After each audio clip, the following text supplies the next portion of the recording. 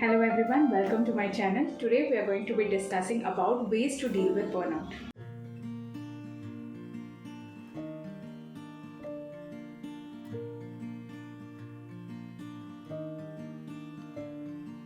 Burnout has been conceptualized as a product of prolonged stress related to work life, which leads to several different expressions. That is, let's say, feeling of detachment towards one's work, non-professional behavior, tendency to move away and distance overall, feelings of wanting to skip and procrastinate work. All these signs are showing somewhere that a person is no longer able to manage their work related stress and is slowly gradually detaching from the work life. It is very important to identify when a person is experiencing burnout so that we can help them through different ways in which they can prevent as well as control burnout. Let's quickly go through ways in which one can address burnout. First of all, we need to identify what these signs of burnout can be. It is very important to recognize that you are slowly, gradually detaching from your work life and that it is affecting your personal and professional life. Some of the most common signs observed are 1. Feeling a sense of detachment, feeling a sense of exhaustion all the time without really having physically engaged in something that is very exhausting. Tendency to eventually start caring less about the feedback received professionally and a tendency to feel resentful and aggressive towards people or aggression towards other employees or any other discussion regarding work. If you genuinely start experiencing physiological discomfort or irritation while discussing about your work life, then this is a very obvious sign of burnout and needs to be addressed immediately. Now, let's quickly address ways of working through burnout and what are the effective strategies that are necessary to prevent expression of burnout as well as to manage the same. Number 1 strategy would be to evaluate how your life looks like, not just professionally but otherwise. Oftentimes we don't realize, but our work is starting to take up most part of your life, leaving us with very limited resources in terms of time and availability to be able to manage or attend to other priorities of our life. If you feel that your routine seems very imbalanced, then it is important for us to work on creating that sense of boundary.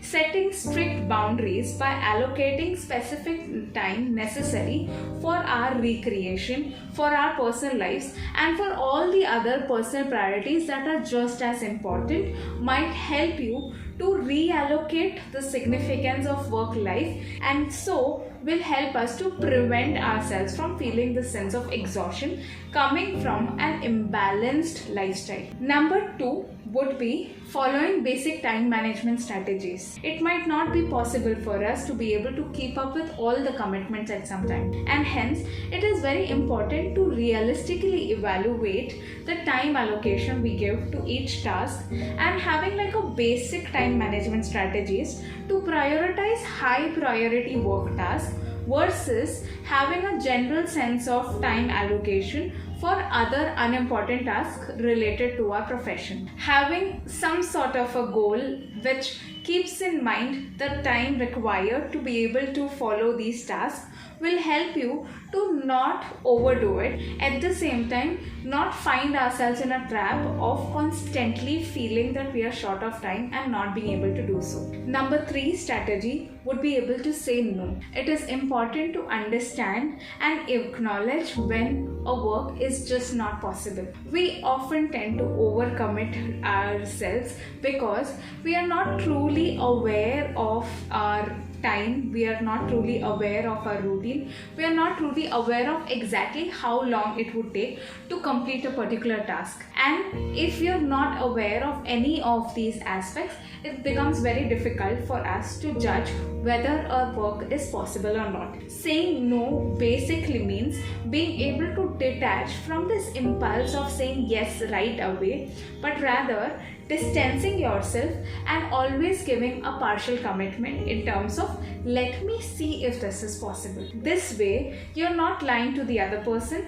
Well, you are not lying to yourself too, but you're simply taking some time to absorb the task that has been given to you, give a trial and see if this seems possible, and then set aside a realistic time goal and being transparent about the same. Saying no helps you to not overcome it and thus lead to less frustration on your part. At the same time, lesser frustration for the other person who's expecting a timely task completed from you. If you're feeling constantly exhausted all the time, then you're not taking the correct kind of breaks. I happen to have had conversations with so many of my clients who say that they are doing everything possible in terms of their recreation, and yet somehow every Monday they feel more tired than usual. Exploring further, you would realize that the weekends have spent in more tiresome tasks in the name of recreation. You need to understand what taking a break means,